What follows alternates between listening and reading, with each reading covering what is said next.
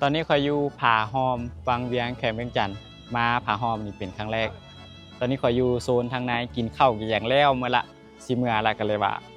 สิพายางเลาะเบิ่งว่าผาหอมบางเวียงนี่มีอย่างนี้นี่โซนนี้จะเป็นโซนทางในสุดเลยเขาจะปลูกดอกไม้แบบนี้แล้วมันสิเป็นตูบแบบนี้เลี้ยนไปจนจำเลยนี่มากับน้องแล้วก็มากับเมีย3 คนเขาจะเฮ็ดเป็นร้านแบบนี้ให้ยางไปเดี๋ยวคอยสิพาพวกเจ้ายางเลาะไปเบิ่งเด้อตัวนี้จะเป็นโซนทางกลางเขาจะปลูกผักสวนครัวใส่นี่เป็นผักกะหล่ำแล้วก็หอมเอาใส่ในการแต่งกินให้กับผู้คนที่มาลินอยู่นี่แต่ว่าคอยสิพาพวกเจ้ายางไปทางนั้นตัวนี้มันทางออกยางไปทางนี้ก็ออกเลยอ้อมหอบนี่จะมีแต่ภูไปเลยผ่าแบบนี้เลยอยู่กองภูแบบนี้เลยแดดส่องมากับส่องมาได้บ่หลาย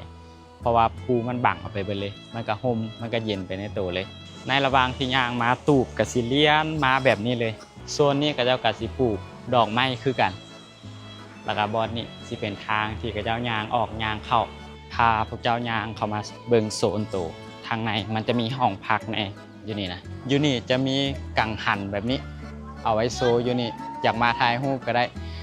แล้วก็จะมีห้องน้ำน้อยๆแบบนี้สามารถลงดินน้ำได้เลยนี่ก็มีเด็กน้อยก็จะมาลงดินน้ำแบบนี้คือกันโซนเบื้องนี้จะเป็นโซนห้องพักเด้อมีบ่หลายประมาณ 3-4 ห้องนี่แหละกระชิดติดกับคลองน้ำห้องน้ำน้อยๆแบบนี้ตัวคลองน้ำตัวนี้แม่นก็จะเห็นเป็นคลองน้ำไปใส่กับทงนาที่ปลูกดอกไม้เมื่อกี้นี้ลงลินน้ำแบบนี้นั่งลินน้ำแบบนี้ก็ได้น้ำบ่ได้เลิกตื้นๆประมาณเพียงหัวเข่านี่แหละพาลูกมาให้ลูกลงลินน้ำก็ได้คันว่าอยากลินน้ำเบิ่งง่ายสบายนี่ห้องพักก็จะเป็นประมาณนี้เด้อก็จะมีประมาณ 4-5 ห้องนี่แหละมีบ่หลายตอนแรกหันค่อยคิดว่าผาห้อมนี่มันสิเป็นแบบผาเป็นภูย่างขึ้นภูไปชมวิวประมาณนี้แต่ว่ามาเบิ่งแล้วมันบ่แม่นมันจะเป็นคล้ายๆคือกับสวนอาหารมาฮอดนี่ก็สุดละตัวทางหลังก็จะเป็นบริเวณเขาจะปลูกผักสวนครัวแล้วก็เลี้ยนไปนี่ก็สิเป็นตูบไปเบิ่งเลยโซนเบิ่งนี่ก็สิเป็นตูบคือกันเบื้องที่ค่อยย่างกำลังย่างอยู่นี่แม่นตัวนี้เขาเจ้าหน้าจะเฮ็ดใหม่เบิ่งจากสีไม้หากันยังใหม่ๆอยู่มันจะมีร้านตัวนี้ให้ขึ้นเบิ่งวิวมุมกว้างของสวนอาหารตัวนี้เดี๋ยวค่อยสิพาขึ้นไปเบิ่งเด้อนี่ขึ้นมานี่จะเห็นมุมกว้างของสวนอาหารตัวนี้เลยมาถ่ายรูปอยู่นี่ก็งามคือกันเด้ออยู่กองภูแบบนี้เลยในระหว่างมื้อก็สิมีคนออกคนเข้าตลอดคนก็หมุนเวียนมาตลอดเพราะว่ามันเป็นทางผ่านแน่เป็นทางจุดพักกินข้าวแน่สำหรับหลายๆคนที่เดินทางบรรยากาศของผาหอมเนี่ยค่อยว่าค่อนข้างดีเลยอากาศบ่ได้ร้อนเย็นสิพาพวกเจ้าย่างออกไปทางนอกเด้อบัดนี้อยู่ทางนอกก็สิ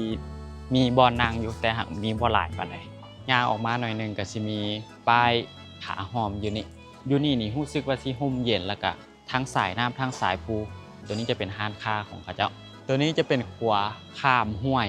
เข้ามาบอนทงนาที่ข่อยทายเมื่อกี้นี้กับบ่แม่นห้วยใหญ่ดอกนี่เป็นห้วยน้อยๆแบบนี้อยู่ทางข้างห้วยทั้ง2เบื้องจะมีตูบแบบนี้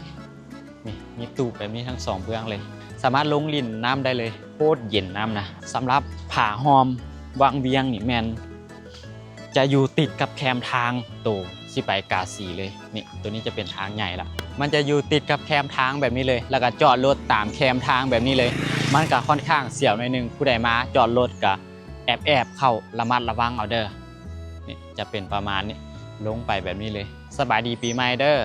ใครเดินทางไปใส่มาใส่ก็ให้ระมัดระวังเป็นพิเศษช่วงนี้คนพระเจ้าก็กินดื่มหลายก็ค่อนข้างอันตรายบ๊ายบายสบายดีปีใหม่